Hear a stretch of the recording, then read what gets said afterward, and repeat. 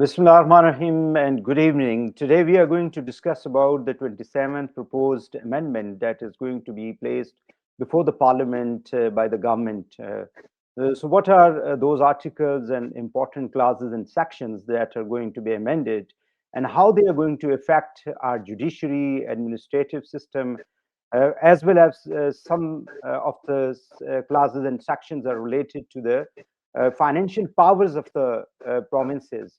So I have a very prominent guest with me, Ashtar Ausaf. He is a former Attorney General of Pakistan and a senior advocate, Supreme Court of Pakistan. Thank you very much, Mr. Ashtar Ausaf, for joining me here tonight.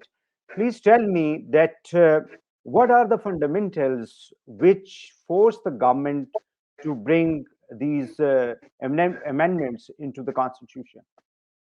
Thank you for having me. Unfortunately, I've not been able to read through, in fact, I don't have a copy of the proposed amendments. As and when they are made public, we'll be more informed and would be in a better position to form an opinion and share with you. Be that as it may, Constitution is a living document. Why do we say it's a living document? Because if it is a static document or a document which cannot be changed, then it is dead letter.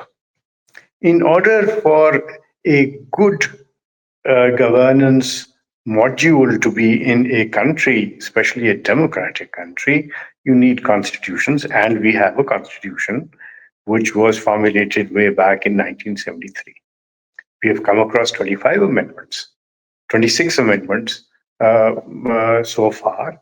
And all these amendments which have come across, which have been put together in this document, are amendments which are akin to changing times.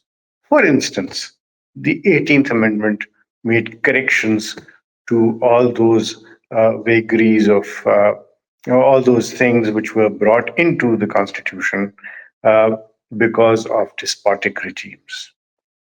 It was not one amendment, it was amendment to several articles of the Constitution. And we have NFC Award there, we have the separation of powers and both legislative and executive between the federation and the provinces, and certain devolutions took place. I believe that from time to time, we have experienced certain issues and certain obstacles which need to be overcome and corrected. And for that, we have Article 239, which says by two-thirds majority, a constitution can be changed by the parliament, and the changes cannot be questioned in any court of law. Why can't they be questioned? They can't be questioned because it is the will of the people. The Constitution itself says that it has been given to the people have given this constitution to themselves. So when people speak, I think the judges are to keep peace about that. And one article of the Constitution cannot be used for the purposes of determining whether the other article of the Constitution is good or bad. It is to be read as a whole. What forced the government to table such a thing? It is for the government and the treasury benches to explain. But what I, as a historian, as a student of law and history, can say, and I think I will be safe in assuming, that learning from the past, the debt trap that the Federation is facing has forced them into tweaking and rethinking on the share of the provinces and the guarantee that the provinces have that their share cannot be reduced. I think what needs to be done is to empower the provincial awards. The provincial awards are also mandated, and provincial financial awards and such things, and devolution of the power to collect taxes. I think that should not just be a devolution, but also encouraged. Because the provinces get their shares, but they never put anything in the kitty of the federal government. Similarly, what needs to be tweaked and retuned is the local governments. They should have a tenure. They should have the financial powers. They should have all those wherewithal which allow them to collect taxes and spend taxes on their constituents, on their constituencies. And with regards the change which is on the cards, with regards the courts, for the last 15, 16 years, I have been personally saying that federal laws ought to go to federal courts and not to the provincial high courts. And the need to have provincial federal courts. Federal courts to be convened in every province, where appeals from banks, banking laws, appeals from excise, customs, competition commission, and all those should be going. So I think it is for the purpose of streamlining and learning from the mistakes of the past that these amendments are being put on the table. In the 26th Amendment, they included the constitutional bench. Now they are moving towards the constitutional court, as you have already mentioned. So, what difference it will make, first? And second is that the entire judicial system that is functioning in Pakistan, from the lowest judiciary to the topmost, highest judiciary of the country, do you think that the present law and the system is providing justice to the people of this country? As a practitioner of law, as a student of history, I say no. The short answer is no. And why not? See, we all talk about, you have been talking about it, I've been talking about it, everybody talks about the Supreme Court and the High Court. Why don't we talk about the district judiciary? Why don't we talk about what kind of salaries the judges are getting and what kind of workload do they have? The highest number of cases are pending before the district judiciary. Why? Because in the district judiciary, a judge is a rent controller. He is also a guardian judge. He is also a family judge. He is also a judge for commercial matters. He is also a judge who is deciding appeals. Why? Why can't we streamline these? And while we're streamlining these streams of justice, take them to the respective courts as well. So in the High Court also, it is the same judge who's deciding constitutional issues. He's deciding appeals from rent controllers. He's deciding issues relating to banks, competition commission, and all other such laws. So there is so much of confusion. And same then goes all the way to the High Court, Supreme Court. We need to put these streams, separate streams, for this purpose. And I think the 26th Amendment, the 26th Amendment failed to address that. It was supposed to do that, but it failed. Therefore, the need for correction. There's nothing wrong with correcting things, but there is something very, very wrong if you say, no, let things work out. And let the time heal. No, sir.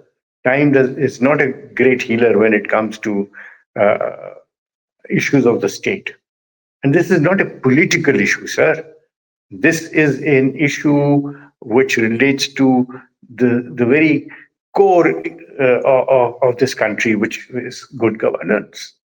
This country was made for the purposes of giving to the person who needs what he needs at the time that he needs it. Quick, swift justice in accordance with law. That is not happening. Time has come when we recognize health as a fundamental right. Time has come when we recognize that the local governments ought to be given a tenure. Time has come when we recognize the rights of differently abled people. Time has come when we recognize nutrition and access to hospitals as a right which is guaranteed by the Constitution. I think when we're looking at all these things, we should look at all these things holistically and deliver, because people are not looking at one political party or the other political party. They're looking at a political party which delivers. And that is the name of the game. Sorry to interrupt you. Do you think that the political parties in this country have been delivering to the people? Well, there have been three interventions in the political stream. And those eras have not, you can't count those eras as failures of those eras cannot be attributed to the political parties. Time has come when we recognize that the power of vote has to be respected, and the power of vote, when translated into laws and constitutional amendments, that also has to be respected.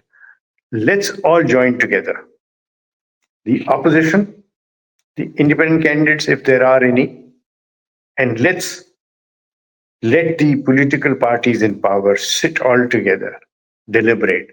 And I have suggested elsewhere as well that there is a way of doing that. And the collective wisdom can be put together, can be imbibed from converting the National Assembly into a committee of the House, converting the Senate into a committee of the House, deliberate on these issues, talk about pros and cons, let everybody participate.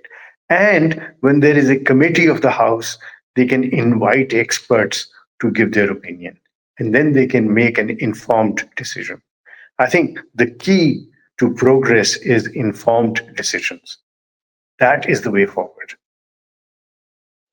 Today, we have a Supreme Court, or the Chief Justice of Pakistan is the supreme judicial officer of the entire judiciary in the country. When we are having a constitutional court, Chief Justice of Constitutional Court will be the chief, or the chief of the Supreme Court would be the chief. What's your, I mean, as a lawyer, experienced lawyer, what do you see, and how you are going to explain about that? Right. I do not consider myself as a seasoned lawyer. Thank you for giving me credit that I don't deserve. I think of myself as a student of law because I'm learning every day. What my experience tells me is that if a judge wears several hats, deciding cases relating to rent, deciding cases relating to family issues, guardian matters. He's also deciding excise matters, customs matters in the same day. There is a lot of confusion. Why can't we have federal laws deliberated upon in federal courts and provincial laws deliberated upon in provincial courts? That's number one. Number two, appeals should be going from these federal and provincial or district judiciary to the high courts, again, manned by learned people who will be judging those appeals on the basis of those two different streams. And then the Federal Constitutional Court, which will be dealing with federal issues only. That will, number one, help us get rid of all those anomalies. Number two, they will be deliberating only on a particular subject, federal subjects. And that will be the matter in which the two different streams will flow. They will be flowing together, but separately. And how does that happen? You've seen that in C's, and you've seen various rivers which then go on. But let's not go there. Let me talk about what your question is. The Chief Justice of the Supreme Court, Apex, who will then preside over all the high courts. Presently, there is no power to superintend or supervise with the Supreme Court. I think that power should be given so that the high courts can be looked at from the whole idea of having Chief Justice of Pakistan. Chief Justice of Pakistan, not Chief Justice of the Supreme Court. He becomes the patriarch of all the provinces. And So who will be the superior? Either it there's is the Chief no. Justice of the Constitutional Court or the Chief Justice of the Supreme Court of Pakistan. That is a problem, sir. That is where the problem lies. Egos. Who is superior and who is not so superior? I think that is the issue. I think we should stop talking about these things as superior. I do not refer to the Do you district think there is judiciary a there as is a need of a subordinate. hierarchy? There is no hierarchy in the judiciary. There is a hierarchy at the moment, I think. No, sir. It may be there, but the Chief Justice of Pakistan cannot issue any directions to the high courts. I think that needs to be done. And similarly, the Chief Justice of the Federal Constitutional Court or the Federal Supreme Court should have power to superintend and supervise the matters relating to the federal laws. That is the way forward, sir. They are also talking about the executive magistrates. So they are going to bring in this clause as well. Uh, will it make any difference, or do you think that the executive is going to take over the I think judicial part? I think one of the disservices done to this country was that the executive magistracy was gotten rid of. What were the executive magistrates doing? They were responsible for law and order. They were the people who would look at the issues of 144, where law and order situation was there. Section 144 was superintended by the executive magistrate, the district magistrate. Then you had price control magistrates. You even had honorary magistrates. And those honorary magistrates were able to decide petty issues. No court fee was required, and things were working. Traffic magistrates were there who would then be administering the traffic related laws. So I think, and if you bring them back, the burden on the district judiciary will be lessened. If you bring in federal courts, again, the burden on the district judiciary would be lessened because it is the district judge who's also designated as banking judge. He goes and does banking and then comes back to the district judiciary. This this causes a lot of problems because he's out of the stream. His problems are that he will not be considered because this is an ex-cadre job for him. So all these things, I think we need to tweak them. We need to tune them. What about because there is still the case is being heard by the Supreme Court of Pakistan. I mean, there's a bench which is hearing 26th Amendment, which was being challenged by the opposition as well as the lawyers. So, do you think that this naturally, this if this is going to be passed by the Parliament, it becomes a part of the Constitution? Definitely, those people who are opposing, especially the opposition, they'll be going to challenge this as well. So, do you think that it will make any difference? See, challenges everybody can make. Question is, will that challenge be successful? Number one. Number two, in the 26th Amendment case, there's no electricity here. So in the 26th Amendment case, all these days have been spent on what? As to who will be hearing the case.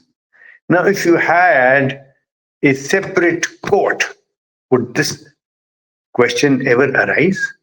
Haven't we spent weeks and weeks together deliberating on this issue, which ought not to be an issue? You tell me. This is the way forward. This is if the constitutional court had been put together under the 26th Amendment, then this debate would not have been there. So therefore, the need to have a separate Waheed court साहब altogether. Sir ये screen नहीं आ रही इनकी तो जी तस्वीर light लगाने नहीं, में कोई मसला नहीं, कोई मसला नहीं। बिजली नहीं। वैसे भी एक आध सवाल करने हैं बस, ठीक है चले ठीक ओके जी। Finally, please tell me about the appointment of the chief election commissioner, because naturally the tenure of the present chief election commissioner ended in January this year, but it was being put into 26th amendment that until the new CEC is being appointed, the existing will continue. So they are going to bring us certain changes. Do you think that it will again raise certain questions on the independence of the Election Commission of Pakistan? Well, what I see, sir, I've not come across the amendment which has been proposed, but I believe that when there is a fixed tenure, then that ought to be adhered to. Why? Because that would not give anybody the chance to say that this person was doing something to get an extension.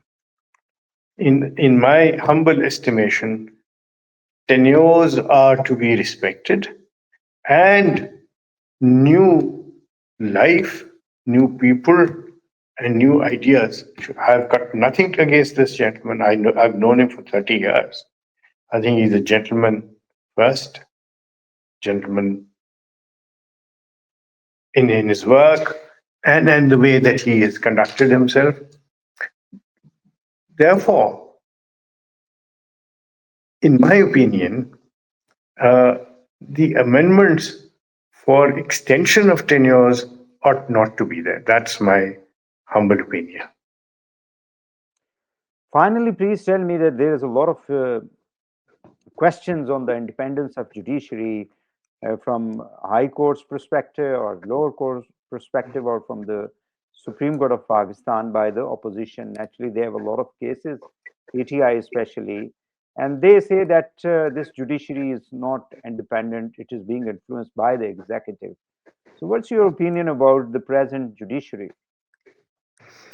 Well, first of all, independence of a person, be that be a person in an executive position or any other position where he makes a decision, is a sine qua non. It's something which is given. It is something on which there is no compromise. There cannot be a compromise, and there cannot be any concessions. Now, for the judges, it is all the more a reason that their independence should be secured. Now, how is that secured? It is secured not by the appointment. It is secured by the question as to whether he or she can be removed at the whims of one person or the other or the executive. Number two, his tenure is secured. His or her tenure, if secured, ensures the independence.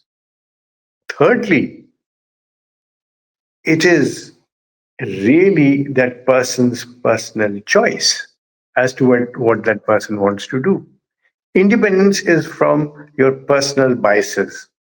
Independence is from there your are personal... questions. There are sorry, Ashtar Saab, there are questions that the judiciary has been passing certain decisions and orders to the executive, but they were not being implemented in certain cases. If they're not implemented, then the judiciary has a very unique tool for enforcing their decisions, for implementation of their decision, and that is the Contempt of Court Act, which is also given in the Constitution. That is not being tinkered with or is not being toyed with or diluted. No, sir. They have the authority. Now, it all depends on the individuals. Institutional independence is there. But the question is, when you appoint a judge, is he a judge of strong character? If somebody comes to you, sir, and says, kindly do this, and you have the choice to say, sorry, take this case to somebody else, will you not do that, sir? You will. You will say, thank you, I've heard what you've said, but I will not hear this case. It is that easy for a judge to say. They recuse themselves if there is somebody who is trying to influence them. So it depends on persons, it does not depend on any law.